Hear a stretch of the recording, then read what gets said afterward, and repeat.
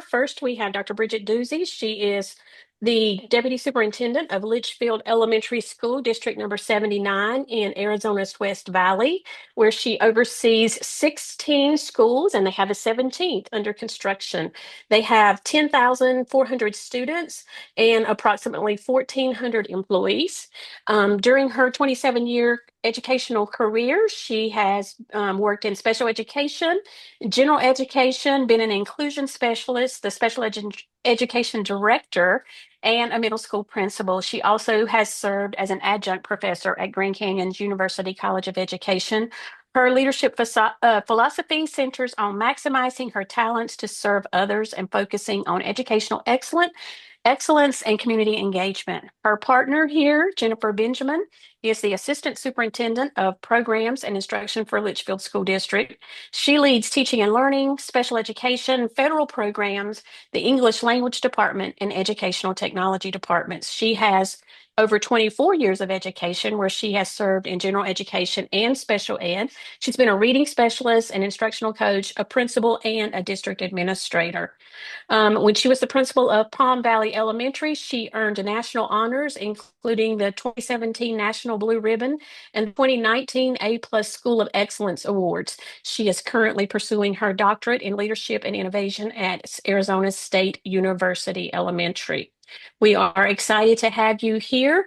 For our participants, you are encouraged to share your questions or thoughts in the chats if you hear things that resonate with you. As you listen to Jennifer and Bridget share about evaluations and their very unique design. Great. Well, nice to meet all of you. I do want to just do a little shout out for, I endearingly call her Jen Ben, but shout out for her. She has her defense on Friday. So as of Friday, concluding that call, she will officially be Dr. Benjamin. So super excited for her. So, Thanks. Well, we're yeah. excited to be here.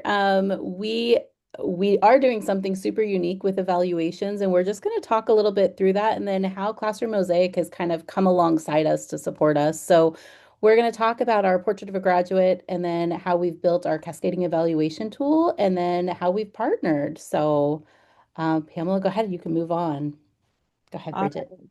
So we kind of envisioned this, and this wasn't really at its inception, but this is kind of as we have evolved through our work, is really comparing it to the Northern Lights. And we know those opportunities are very beautiful, and it's caused by that charged solar particle interacting with the Earth's magnetic field, and the atmosphere starts glowing, and the colors just light up the sky, right?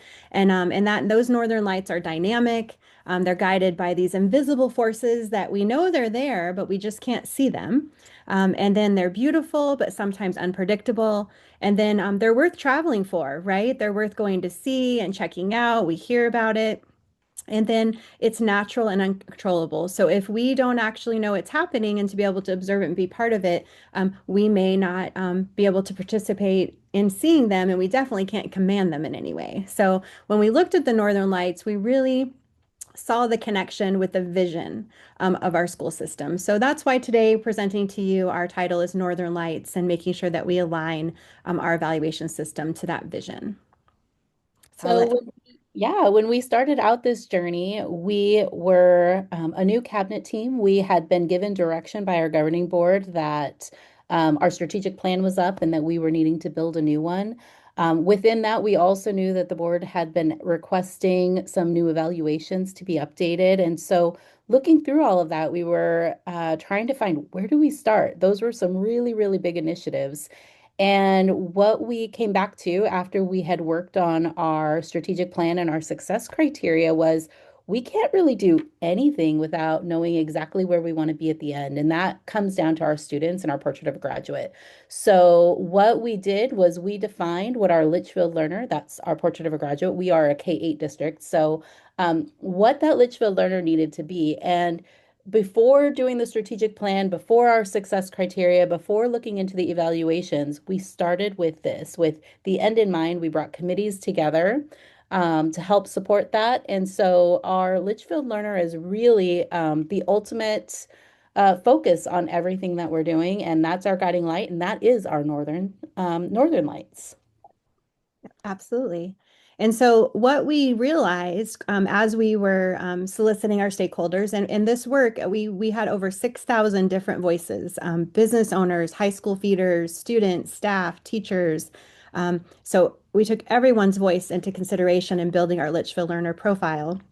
And what we realized through this journey is that the Litchfield learner traits that we were all talking about were all the same, first of all. We were just using different terms.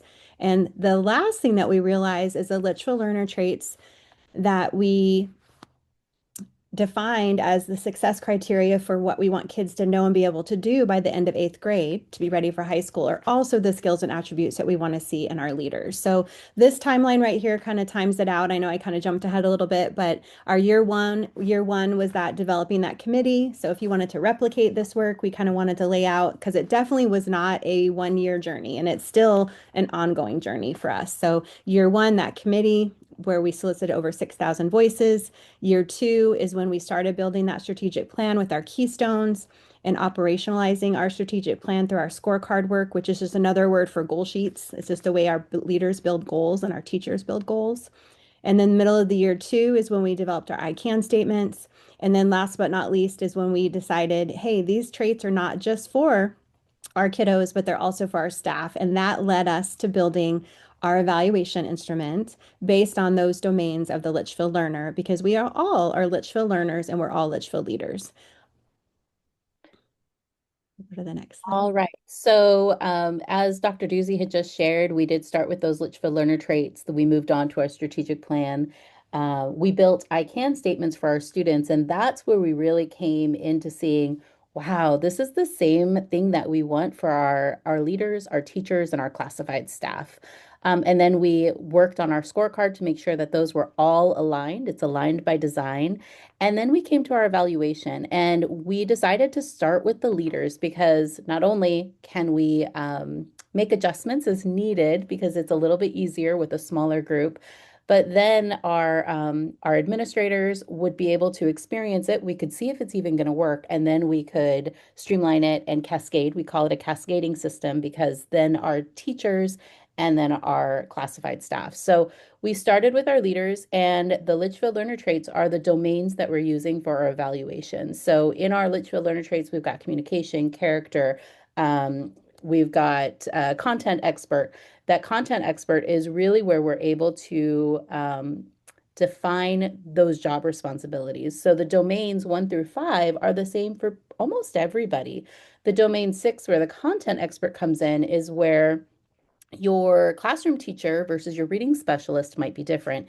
It's where your director of operations and your principals might be different because their content expert is different. So using our Litchfield learner traits, which we have content expert in that for our students as well, has really helped us to align the evaluation tool to meet those needs. So we have been using our Litchfield leader evaluation this entire school year. We just had our teacher evaluation approved at the board meeting last week, and we are finalizing our classified evaluation. And each of these has had committee work happening. So we've invited those people from those groups to come in and help support the work along the way so that they've had voice in it as well. We're also, it's kind of exciting, we're doing something a little bit unique. Our national board certified teachers have a guiding coalition that helps to lead our teaching and learning department. And our NBCT teachers are going to take the teacher evaluation instrument and they're going to create the professional development that's going to be leading the work across our 16 schools in our district. So really trying to make sure that we're capturing the voices of all the people to help support this initiative. And I would And add on to that, Jen Ben, is that we could have not operationalized this Northern Lights vision and the vision of our evaluation system without Classroom Mosaic. And because even though, and we have all of these artifacts linked in here for you guys, I'm sure at some point this will all be shared. You know, we are good sharers. We definitely want to share this great work for all kids and all staff. But the final piece of that evaluation, being able to build it in Classroom Mosaic and it to be so interactive and intuitive and be able to pull reports from it. And we We did something pretty crafty, I think. We created a lift form, which is a walkthrough form. I know the first session talked about how they were using Classroom Mosaic for walkthrough. So we've already given our staff, our teachers, a little sneak peek of what their content expert portion of their evaluation looks like because it's already a lot of the same lift common language of what we're looking for when we walk through. So it's kind of that slow leak and getting people accustomed to what's coming and to change without actually changing anything yet. So they'll start seeing that common language in their new evaluation instrument when we roll it out next year. Um, so this next slide, oh, believe, belong, become our Litchfield learner. Yep, Jen Ben kind of explained we started with our leaders. Um, the cascading system is kind of what we've already defined. All that means is that we're all using the same common language in our evaluation system. Our superintendent's evaluation system is also the same domains of all the Litchfield learner traits, and his content expert section is specific to his role as a superintendent. Just like any other employee across any of our schools will be evaluated with the same type of instrument with the same domains. And then And I skipped ahead to our classroom mosaic success. So Jen, if you want to talk a little bit, we'll go to the success slide, Pamela. so I was able to meet Ben at a conference, and I was sitting in his session, and I came out and I told Dr. Duzy, I have found the missing piece. This was the missing puzzle piece that we needed to do to make all of our work come together. And so we started working closely with Ben and Pamela and talking about what this could look like and building this out and getting some professional development for our leaders. So, like Dr. Duzy said, we actually had Pamela come out and train all of our principals on the walkthrough first so that they were comfortable with the with Classroom Mosaic and how to utilize it. And then we started using it, Classroom Mosaic, for the leaders evaluation. So they've been able to experience it for this last year. They've also, teachers and leaders have been getting the walkthrough data. And then next year, the teacher evaluation system will also be a part of Classroom Mosaic as well as the classified.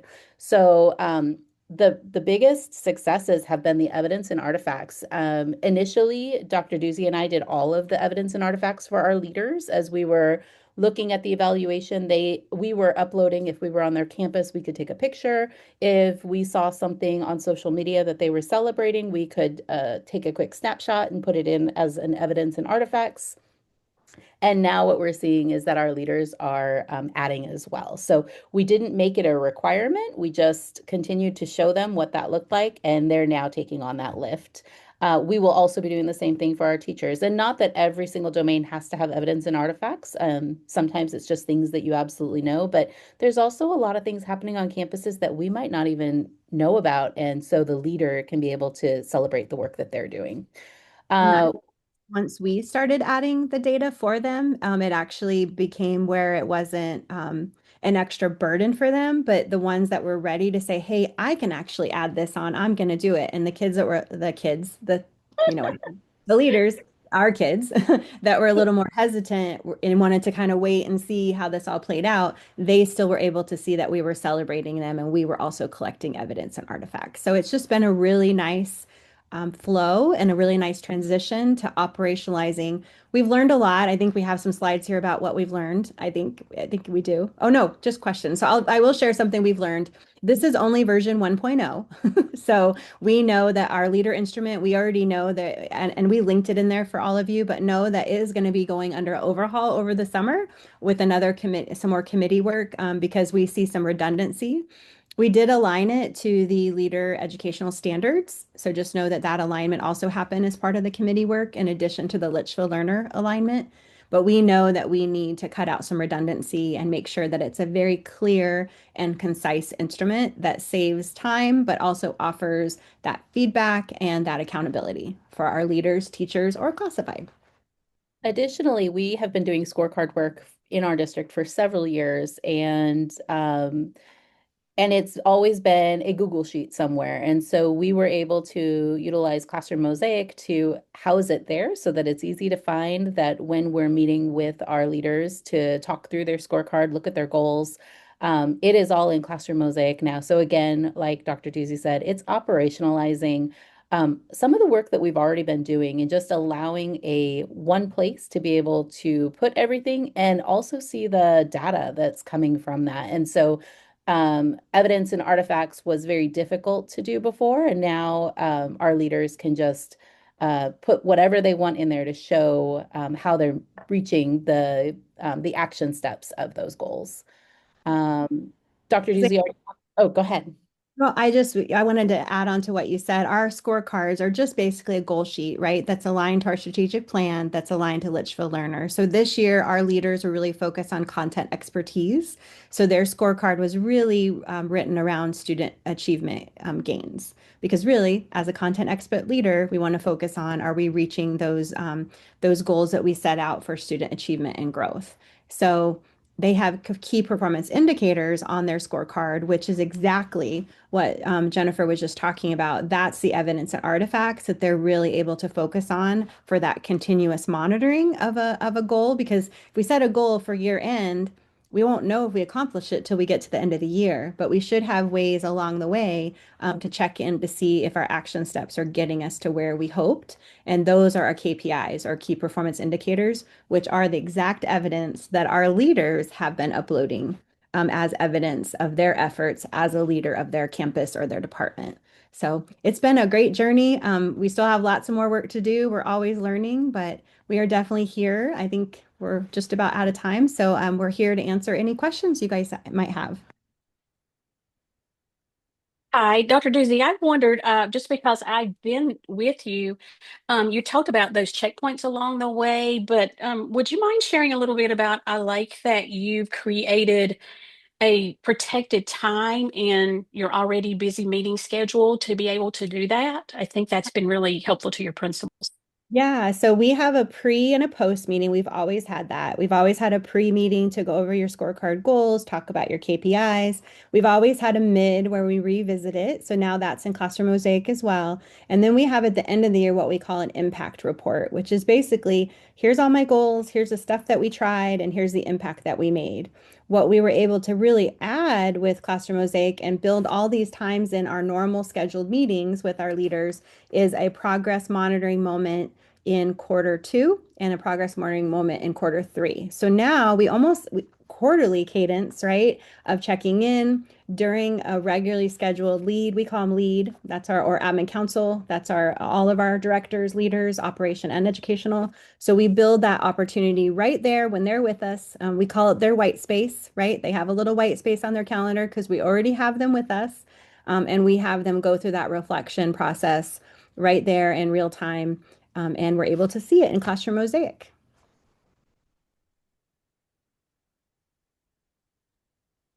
Is that what you were talking about, Pamela? Yes, no, I love that time. And as a former administrator, I would have greatly appreciated that. And I've heard your principals talk about that as well. And then because I was recently visiting with you guys and your principals there, how has it benefited your administrators to see everything in one platform? I'm Uh, doing. as far as so what our principals are really loving right now is the lift walkthrough, and they've got PLC observations. I think that was a question that came back. We do have some PLC walkthroughs that we have in there, as well as guiding coalition. And what Pamela actually came out to support our principals is looking at the data and then trying to determine what are the next steps, what are the areas that they're really successful in on their campus, and where does professional development fit in? How can we look at the data and then align professional development to meet those needs? And so that has been a game changer. And I know that our principals have been so grateful and thankful for that.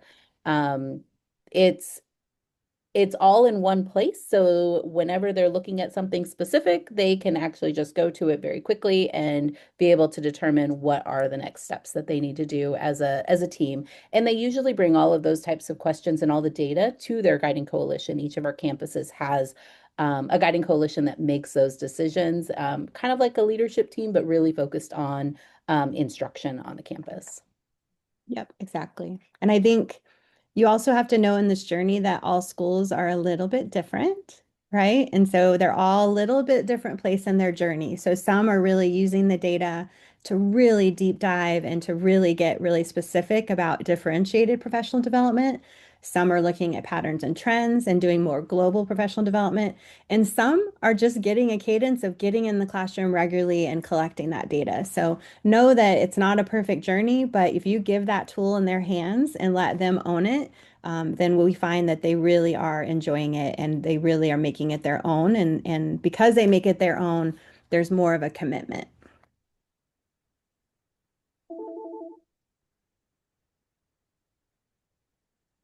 We have a couple of questions. One is about your scorecard. What does your scorecard look like? Like, is it different for teachers, for departments, for schools? So we are actually going to redo the whole scorecard this summer because we actually don't like the format. We had it as a Google document and we've tried a Google Sheet. So we really haven't landed, but basically it's just a document that has a place for goals. And the goals we all agreed as leaders to a certain goal template, basically making sure it's a SMART goal, right? By what, by when, with what was your pre-data, what was your baseline, what are you going trying to make it go to, and then by when, right? And then action steps are very specific, those high leverage action steps, just a square to put those high leverage steps in. And then your key performance indicators, which are how are you going to measure those action steps over time, as you progress through your plan, right? Of what is the evidence that you're going to use to judge if those action steps have been successful or what the KPIs are. So really you can create the scorecard any way you want as long as you have those critical attributes. And then for our teachers this year, they also had scorecards as teams. And what those scorecards look like, we focus on content expert, like I mentioned, in of our Litchfield Learner this year. And so they had specific goals around their units. So their unit one in reading, their unit one in math, so how our curriculum is paced out, they set goals on those unit assessments. And then for each unit, they identified the specific action steps that they were going to take to reach that goal for those students that they serve. And then the KPIs, which typically the KPIs, the key performance indicators, are your CFAs, right? Your formative assessments that you are giving throughout the unit. And the unit assessment is more of like that CSA, that common summative assessment. That's new this year. So that has come with some challenges, but it is part of our curriculum, and the teachers are invested in time in their PLC process at the beginning of every unit, as that cycle of continuous improvement to look at that CSA, look at that unit assessment, work backwards, design their goal, their action steps for that unit, their KPIs, their formative assessments, and then begin the unit. I guess so. I'm curious as this is there's a couple new things that you rolled out with your admin right this year. One of them being this new evaluation. And so, can you talk to me about? You've already mentioned some of the things that you're going to change for next school year, but talk to me about the perception for the principals and the APs in your district administration, moving from the previous evaluation that you had to this one. Like, can you share some of the feedback that they've had? Well, the last evaluation tool that we had was in place for almost 20 years, and it was time for something brand new. And so I think what our leaders have really appreciated is knowing that this is also going to be the same for the teachers and for classified staff with the language and that cascading piece. I think the other things that have been really appreciated is the content expert. I think that that has been across the board. One of the things that they've appreciated the most is that previously, every single leader, no matter what your job was, had the exact same evaluation. And that's just not the case. Our roles are all very different. And it didn't always apply to the person who was trying to evaluate and also the person who was getting evaluated. So that content expert and how we've done that, and then bringing on Classroom Mosaic has made the process super simple. And they've appreciated how easy it was to maneuver through the different things that they were needing to do. So I just finished what, 20 mid-years I and think so. with all the folks. And I will say almost every single time when we got all done with our mid-year, it was, oh, well, that was easier than I thought. So, so I'm definitely feeling like, okay, this is practical. This is giving me feedback and this is giving me actionable feedback on what to do next. You said that the district or the teacher and I think the classified staff, right, just got approved. Can you talk about a little bit about that process for this school year and the work that you've done there and how you're thinking about launching that with those groups of staff? Yeah, so each of the evaluations has taken about a year to work with between starting with the committee work and building the product. And then we brought the initial teacher evaluation, we brought it to the teacher committee, we brought it to our leaders, we brought it back to the teacher committee, back to our leaders, and then we brought it to the school board for discussion. They gave us feedback. We went back and made some adjustments based on all of those different the group's feedback and then brought it back finally for approval just last week. And so the rollout, we're really trying to be cognizant of the lift that our teachers are going to feel because it will be new. It is something completely different. However, like Dr. Duzy had shared, the content expert has already been rolled out with our walkthrough. We have the lift is the Litchfield instructional framework walkthrough, and it's really tier one best practices. And we rolled that out this past year, actually 2 years ago, and then we put it in Classroom Mosaic this past year, and we've done a lot of training on that.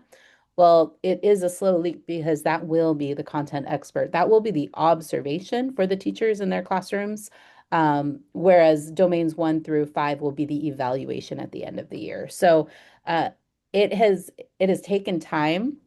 Classified is also about a year. We have not brought that one to the board yet, but we have met with the committee and then the leaders and the committee and the leaders. So we're continuing to build that one out and we're hoping to have that one in the spring completed. And then it's the professional development that's going to come with that to make sure that everybody understands the expectation and how to utilize it, how to access it, and what does highly effective, what do those things really mean? Mhm. Yeah. Because it's that common language that's going to build that continuity. Because that way, when we talk about this is a highly effective practice, or this is an effective practice, or this is strong evidence, or some evidence, which is kind of our scale for highly effective, it is going to be clearly defined. So then we're all talking about the same quality of evidence to get, to earn a certain score of effective or highly effective or developing or ineffective, because sometimes that might be the case, right? And there might be an area we need to grow. So, Awesome. Awesome. Well, I really appreciate you guys taking us through the work that you've been doing across many different years. And you're right. What we have seen in many different districts is as the work of doing and developing a common language is very, very effective. And so thank you all very much for taking us through this and your partnership. We have really enjoyed it.